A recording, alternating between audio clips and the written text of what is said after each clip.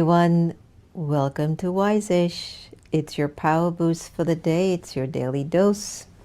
I'm your host, Sister Jenna. Hope you've been enjoying some of the nice shows on America Meditating Radio. This pandemic has gotten us so optimized it's not even funny. And some of us can have a lot of waste thoughts, and some of us can actually have constructive thoughts, and some of us can feed the thoughts that are natural to have, like what time do you have to turn on the computer to start work? 9 o'clock, that's a natural thought. What time do you have to get the kids ready so that they can sit at their laptops for school online? Okay, 8 o'clock. Those are normal and natural thoughts. Those are good thoughts.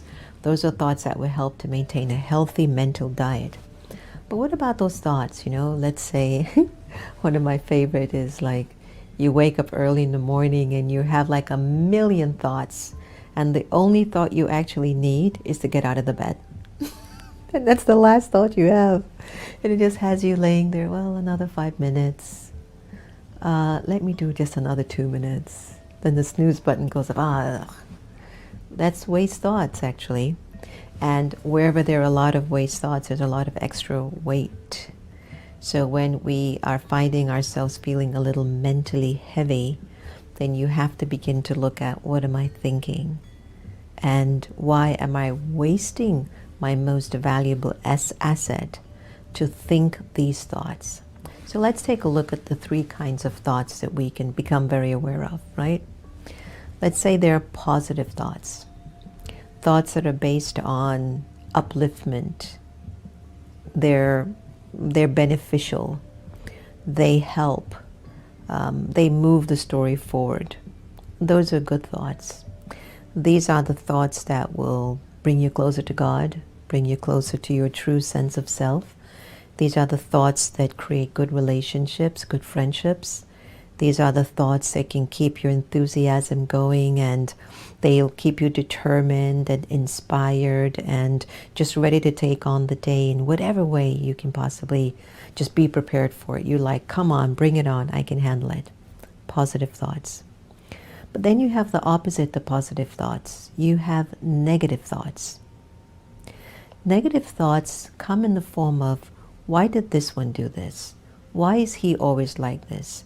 Oh, I wish he didn't get that promotion. Oh, I just wish that person would drop dead or get ill.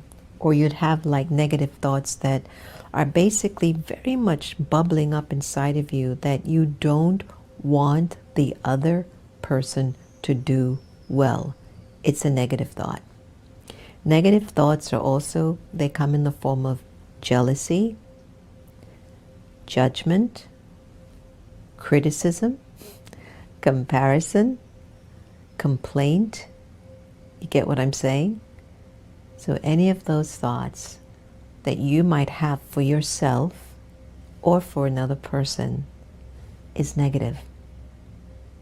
And what the negative thought does, it puts us in a deficit of happiness, a deficit of love, a deficit of a sense of freedom. And we don't want that for our lives. I don't want to be in a deficit of love. I don't want to be in a deficit of freedom. I don't want to be in a deficit of happiness. I want happiness. You want happiness. The whole world needs happiness right now. So if I keep nurturing those kinds of thoughts, then my happiness will leave me. Got it?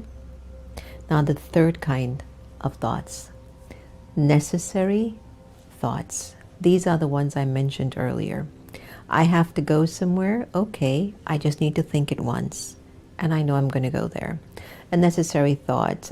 So-and-so is coming over for dinner, so let me prepare their favorite foods, and I do it one time. A necessary thought is, I have to give my mother her medicine at a particular time, or I have to get my project done at this particular deadline, and I focus my thought and my physical energies to make sure I meet my deadline. These are necessary thoughts, thoughts in which my light bill is due on the 10th, so make sure let me pay it on the 8th. Necessary thoughts. Or I have to pay my mortgage on the 6th, so let me make sure I have enough stuff and I can start rolling out the money by the 5th and pay it. Necessary thoughts. But when it starts to really get to the negative or the waste area, let's say, God forbid, you're not in this position where you can't pay the rent. I heard they're just rolling back. The CDC had asked to curtail evictions in Houston because there are a lot of people who were going to get evicted. Thank God for some miracles. But, one of these ideas about, I want you to think about this, that when you are noticing that your positive thoughts and your necessary thoughts are not in your moment, and you are using a thought that is really not keeping you inspired, it's not elevating you, you don't feel like it's making you into a better person. But let's just say, this is the worst part, let's just say that you've gotten used to thinking like that. You're going to really need a mental diet. If you've ever gotten used to being comfortable in being jealous, in being critical, in comparing, in judging, in competing, in lying, in cheating, in going over and over and over again, the same thought over and over again, gossiping about someone, then you're going to really need a mental diet. So here's how you begin your mental diet. Every day, write for, if you can even do it 21 times, write 21 times one positive thing that you appreciate about life. One positive thing that you appreciate about life 21 times, because you have to break that cycle, that you've built over a long period of time. Just like when you're trying to lose weight, you're going to need to start with reducing certain foods and taking in less calories. So in the same way, you're going to have to stop taking in those kinds of thoughts and ideas. And so if you transform that and you eat a different kind of food, of thought, and you think one good thing for 21 times for the day, or you write it down for 21 times a day, you'll be on a very healthy mental diet. The second thing that you can do is to do one act of kindness for someone, especially someone that you feel you have a little bit of a tension with, like there's a little tense situation between you and that one. And you know what they need. It's just something, it doesn't have to be anything grand, something simple. And all you have to do is just do that one kind act for that person. It'll change you. And that will be a good way of dieting the thoughts in your mind. Okay? Another thing that I think is really important, the third step, in order to enjoy your mental diet, so to speak, try to focus on listening to positive information, whether it's a positive motivational talk show or listen to positive podcasts with great inspiring messages from different leaders. America Meditating is one of the best. They have the best conversations online.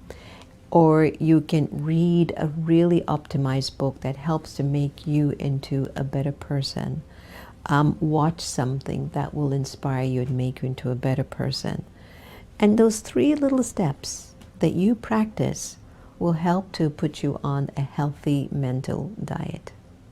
That's your wise-ish thought for the day. Okay, so I hope you enjoyed those thoughts that I just shared on your mental diet. And here's your good wish and your blessing for the day. May you be an embodiment of light, and through your elevated awareness, show the elevated destination to all your brothers and sisters. May you be an embodiment of light, and through your elevated awareness, show the elevated destination to all your brothers and sisters. Remember, no one can take away your happiness unless you give them permission. And we really are here to love each other the same. So let's do that some more. Have a wonderful day today, and I'll see you soon.